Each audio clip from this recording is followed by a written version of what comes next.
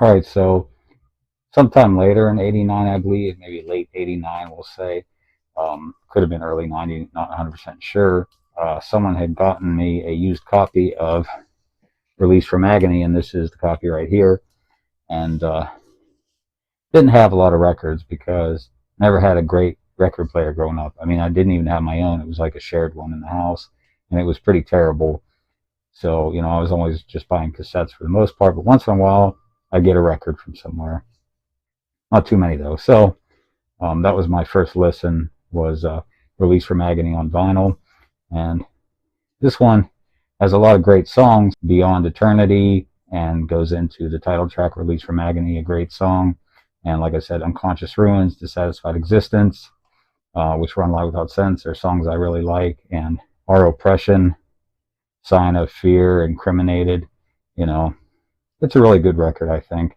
Just the sound on it, there was some kind of mistake in the studio, I think, with the mastering. That's why it sounds, not the best as far as production goes, but the songs are really strong in my opinion. Here's a clip from Release from Agony. It will get me, it will shock me, screaming in my bed in agony. When I hit the crack, I've got to wake up, falling back as demons to get in its trap. Release from agony. Release from agony.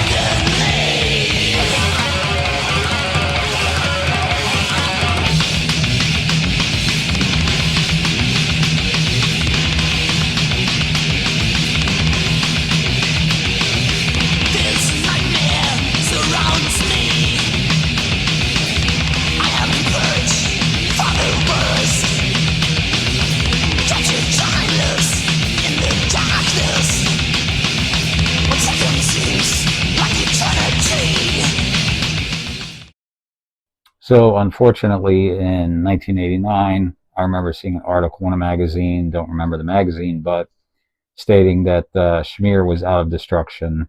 And I was really bummed out about this. Like, up to this point, I can't even think of any other band where there was a member change, and I was like, really upset about it. This is definitely an early one that I really remember. So, like I said, I was not happy to hear that. I remember it said that Schmier was going to form his own band called Headhunter, and listed some of the songs that were going to be, on his debut album. And it's actually a pretty good one called Parody of Life. But anyway, like I said, I was upset about that. Anyway, the band moved forward and recruited a guy named Andre Greeter from Poltergeist. And they also got another bass player called Christian Engler, and recorded Crack Brain. And actually, I do like this album, surprisingly, even it doesn't have Schmier on it. It's actually still a really good record, and, I definitely recommend that one.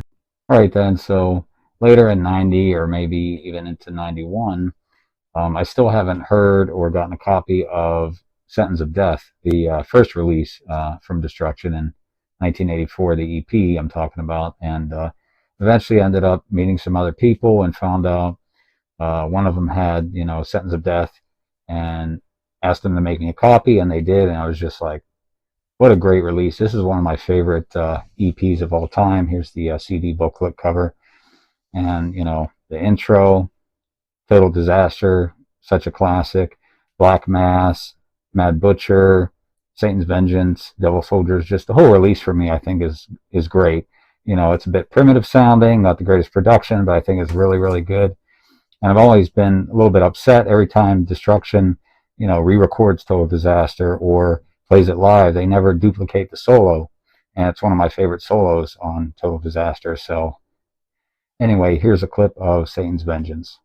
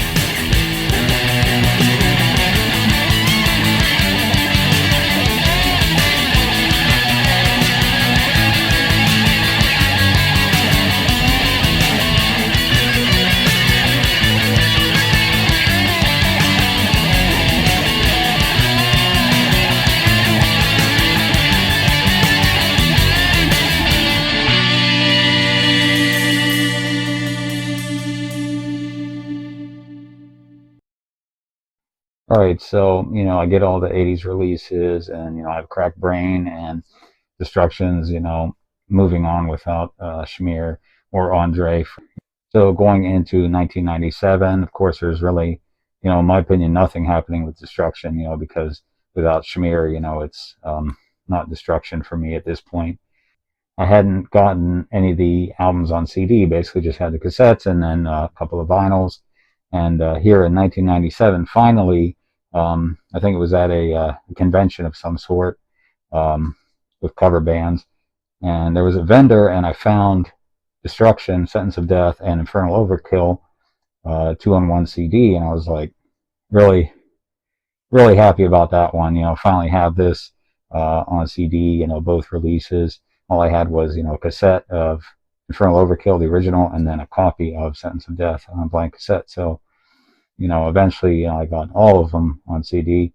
But anyway, next big news came in 1999 when it was announced Destruction was going to reunite with Schmier on bass vocals and Mike on guitar, and a guy named Sven Vorman was going to be on drums. And they planned a release, which was produced by Peter at the Abyss Studios, and talking about All Hell Breaks Loose. And I think it's a pretty good release. I mean, as far as the comeback goes, it's pretty brutal sounding. Cool songs like Opener to Final Curtain. I like that one a lot. Machinery of Lies, Tears of Blood, of course, the classic. The Butcher Strikes Back. And there's also a kind of hidden bonus track, a cover of Metallica's Whiplash. So I think it's, a pretty good release. Doesn't, really live up to the 80s, but it's still for, 2000. I think it was good. And then it was also in 2000, after this album was released, that I actually got to see him live for the first time. And, it was a really great show. And then they came back in just a year later and released The Antichrist, which I think is probably considered the best of the post-reunion albums. And I can't really disagree with that. It's a very good one. All right, so I do have quite a bit of LPs from Destruction. I did show them in those clips, so I'll just leave it at that. And High Roller Records reissued, the early LPs many times, as well as the CDs. So I'll start with this is a best of collection I got in the late 90s.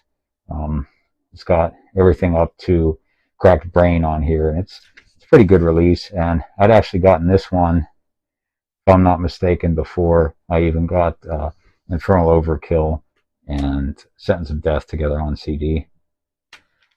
All right, this one I got actually in the Netherlands, and it's a copy of 1998 reissue of Eternal Devastation on CD, and it doesn't have those symbol count-ins. If you don't know about that, the original release of Eternal Devastation, before the heavy guitars kicked in, for all the songs, there was a symbol count-in. So it was not on this re-release, and it's not on the High Roller re-releases either. They took it out. And here's two CDs together. This is All Hell Breaks Loose and The Antichrist. And this one has on The Antichrist a bonus track here, which is a re-recording of Curse the Gods. All right, next up, this is a Japanese-only release. It's Alive Devastation. I think it was from Wacken, Germany, if I'm not mistaken, and it was released in 2003. Pretty decent sound on here.